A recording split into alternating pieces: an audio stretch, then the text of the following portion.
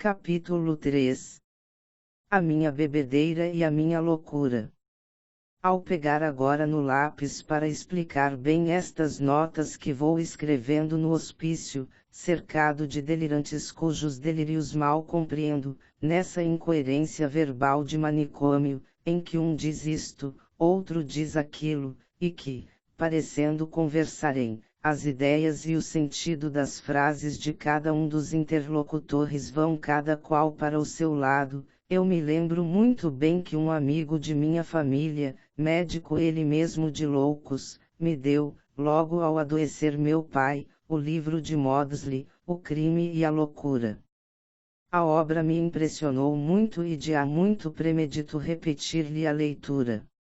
Saído dela, escrevi um decálogo para o governo da minha vida, entre os seus artigos havia o mandamento de não beber alcoólicos, coisa aconselhada por Maudsley, para evitar a loucura. Nunca o cumpri e fiz mal. Muitas causas influíram para que viesse a beber, mas, de todas elas, foi um sentimento ou pressentimento, um medo, sem razão nem explicação, de uma catástrofe doméstica sempre presente. Adivinhava a morte de meu pai e eu sem dinheiro para enterrá-lo, previa moléstias com tratamento caro e eu sem recursos, amedrontava-me com uma demissão e eu sem fortes conhecimentos que me arranjassem colocação condigna com a minha instrução, e eu me aborrecia e procurava distrair-me, ficar na cidade, avançar pela noite adentro, e assim conheci o chope, o uísque, as noitadas, amanhecendo na casa deste ou daquele. A minha casa me aborrecia, tão triste era ela. Meu pai delirava, queixava-se, resmungava, com tal ar que me parecia. Eu me agastava, tanto mais que ele não tinha razão alguma. A não ser na ilha do governador, plena roça, por aquelas épocas, cujas vantagens de moradia são fáceis de adivinhar, eu não me lembrava de ter morado em melhor casa e ter comido melhor, mas ele resmungava.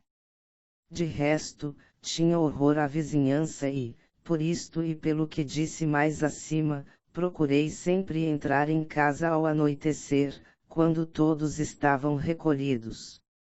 Era rematada tolice, porquanto eu saía para a repartição dia claro e à vista de todos. Coisas de maluco. No começo, havia dinheiro na bolsa de todos e o Paraty entrava como mera extravagância. O forte era a cerveja, mas, bem depressa, com a fuga inexplicável do dinheiro das nossas algibeiras, a cachaça ficou sendo o nosso forte, e eu a bebia desbragadamente, a ponto de estar completamente bêbado às 9 ou 10 horas da noite. O aparecimento do meu primeiro livro não me deu grande satisfação. Esperava que o atacassem, que me descompusessem e eu, por isso, tendo o dever de revidar, cobraria novas forças, mas tal não se deu, calaram-se uns e os que dele trataram o elogiarão. É inútil dizer que nada pedi. A minha dor ou as minhas dores aumentavam ainda, e, cheio de dívidas, sem saber como pagá-las, o J.M. aconselhou-me que escrevesse um livro e o levasse para ser publicado no Jornal do Comércio. Assim o fiz. Pus-me em casa 2 meses e escrevi o livro. Saiu na edição da tarde e ninguém o leu, e só veio a fazer sucesso, para mim inesperado, quando o publiquei em livro. Desalentado e desanimado, sentindo que eu não podia dar nenhuma satisfação àqueles que me instruíram tão generosamente, nem mesmo formando-me, não tendo nenhuma ambição política, administrativa, via escapar-se por falta de habilidade, de macieza, a única coisa que me alentava na vida o amor das letras, da glória, do nome, por ele só. Eu me senti capaz de fazer, mas de antemão sabia que não encontraria em parte alguma quem me imprimisse e tinha a íntima certeza de que não encontraria dinheiro com que me fosse possível editar o meu trabalho, especialmente o Gonzaga de Sá. Bebi cada vez mais, e, dentre muitas aventuras, algumas humilhantes, e não foram as mais o parar 2 ou 3 vezes nas delegacias de polícia, aconteceu-me uma, que se cerca de um mistério que até hoje não pude desvendar. Conto.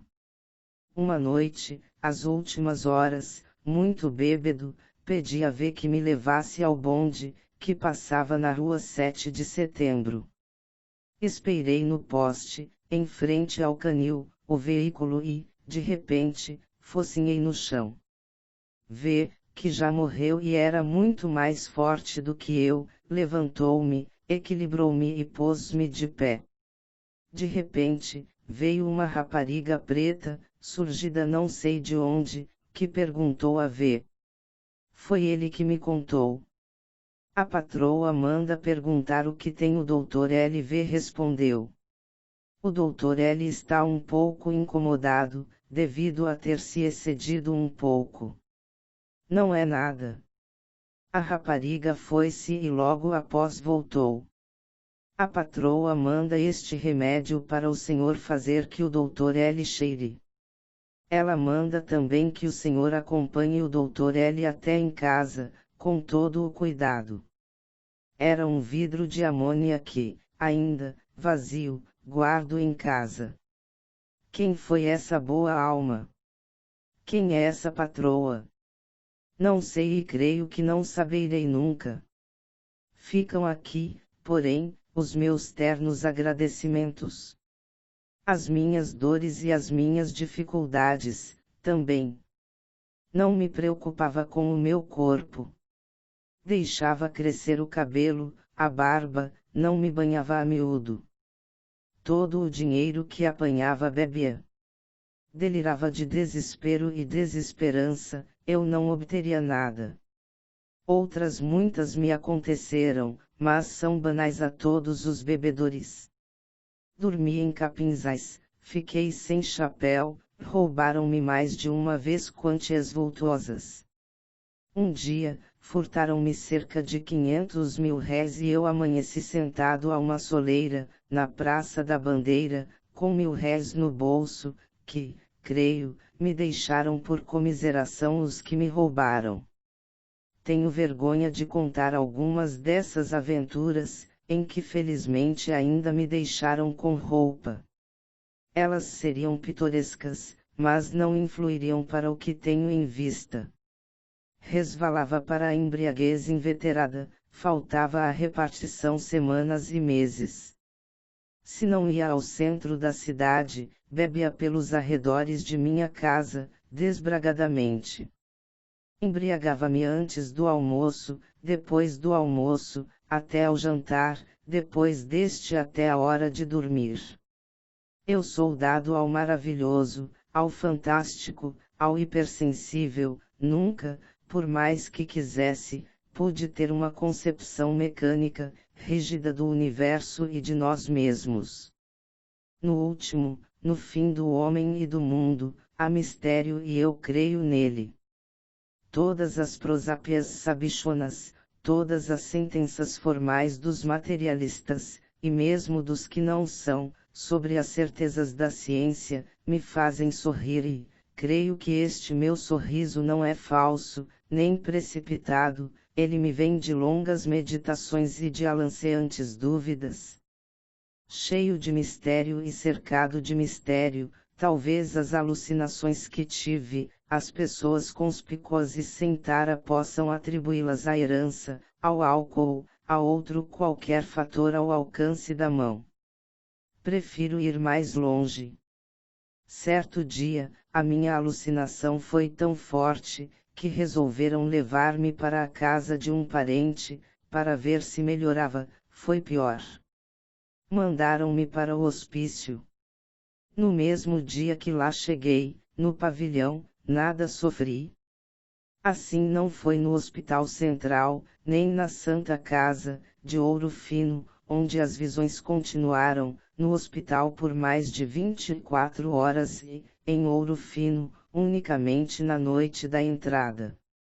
Agora, que creio ser a última ou a penúltima, porque daqui não sairei vivo, se entrar outra vez, penetrei no pavilhão calmo, tranquilo, sem nenhum sintoma de loucura, embora toda a noite tivesse andado pelos subúrbios sem dinheiro, a procurar uma delegacia, a fim de queixar-me ao delegado das coisas mais fantásticas dessa vida, vendo as coisas mais fantásticas que se possa imaginar.